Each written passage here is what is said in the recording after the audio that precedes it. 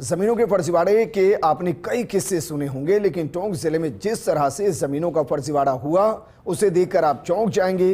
टोंक में एक नहीं, दो नहीं, बल्कि दर्जनों फर्जी रजिस्ट्रियां कर सैकड़ों बीघा जमीनों पर कब्जा किया गया। ये रिपोर्ट देखिए। आजादी के समय बंटवारे के दौरान काफी संख्या में सिंधी समाज के लोग पाकिस्तान से हिंदुस्तान आए। सरकार ने इन लोगों को आजीविका के लिए जमीनें आवंटित की। टोंक जिले में करीब 1000 बीघा से ज्यादा जमीन सिंधी समाज के लोगों को आवंटित हुई, लेकिन कुछ समय बाद कई परिवार टोंक से पलायन कर गए। समय बीतता गया और अधिकांश लोगों की मौत हो गई।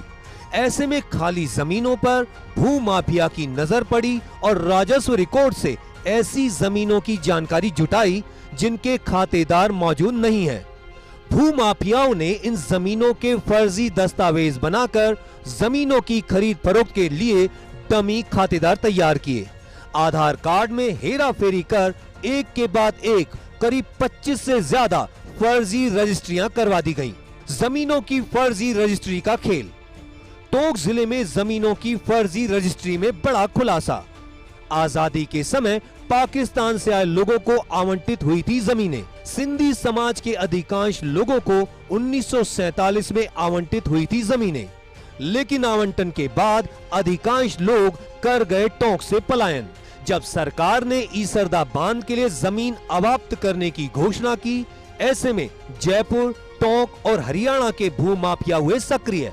फर्जी दस्तावेज तैयार करवाकर शुरू की फर्जी रजिस्ट्रियां करवाना।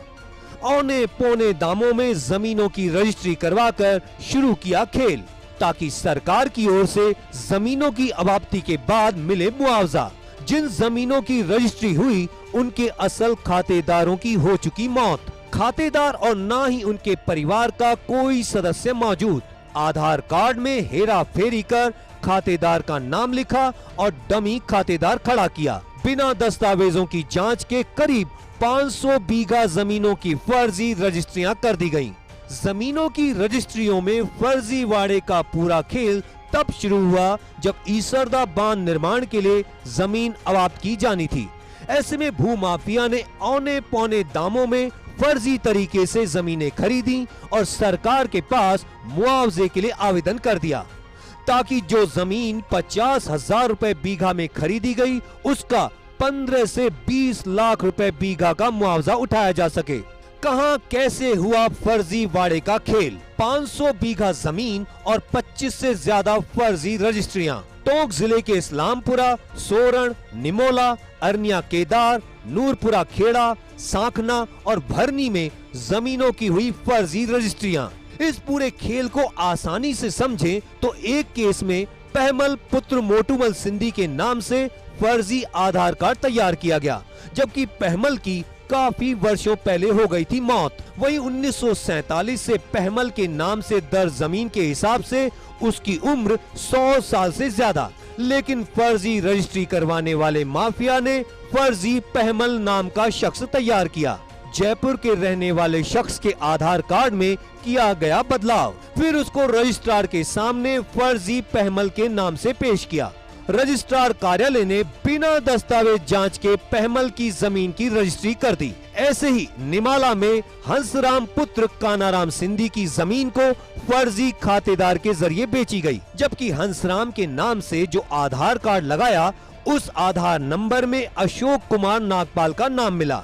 अरनिया केदार में मीरा देवी पुत्री गंगाराम के नाम से जमीन का बेचान किया गया, जबकि आधार कार्ड नंबर की जांच में मीरा देवी का असली नाम भारती निकला। निमाला में शीतल दास पुत्र नारायण दास सिंधी के नाम से जमीन बेची गई। जब आधार कार्ड नंबर से डिटेल चेक की गई तो नाम आया ठाकुर दास। टोंक में जमीनों में हुए फर्जीवाड़े की शिकायत राजस्व मंत्री हेमंत मीणा के पास पहुंची तो मामले की गंभीरता को देखते हुए एक जांच टीम बनाई गई, लेकिन ये टीम सिर्फ एक ही मामले की जांच में जुटी है। अन्य मामलों पर कोई ध्यान नहीं दिया जा रहा है। टोंक में हुई ज़मीनों की फर्जी रजिस्ट्री के मामले में राजस्व मंत्री हेमंत मीणा ने जांच कमेटी का गठन कर दिया, लेकिन जांच कमेटी ने जांच का दायरा सीमित कर दिया, जबकि ज़रूरत थी कि एक बड़े लेवल के ऊपर जांच की जाए और पिछले 1 साल के अंदर हुई फर्जी रजिस्ट्रियों की जानकारी ली जाए, ताकि जो भू माफिया इस तरह से ज़मीनों को खुर्द-बुर्द कर रहे हैं और फर्जीवाड़ा करके राजस्व विभाग को बदनाम कर रहे हैं, उनको उनके अंजाम तक पहुँचाया जा सके। कैमरा पर्सन इकबाल के साथ Ziauddin Khan, first India news, Jaipur.